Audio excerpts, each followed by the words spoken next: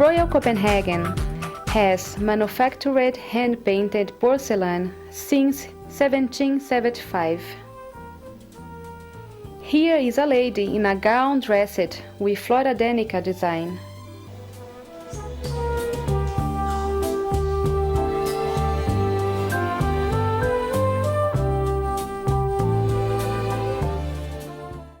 Here you can see one piece from the original Flora Danica dinner set, which started in 1790, and actually we painted 1802 pieces.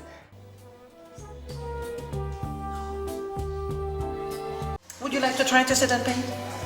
We do for fun, for tourists.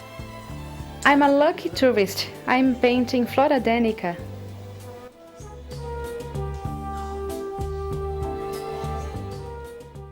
This is underglaze technique, and this piece is fired only once, so it's very soft and easy to break.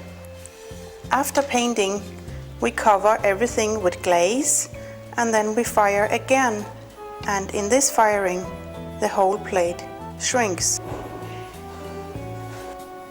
The painters are specialized because we have a painter's education, and today we learn all the different techniques that we use, but after education we specialize.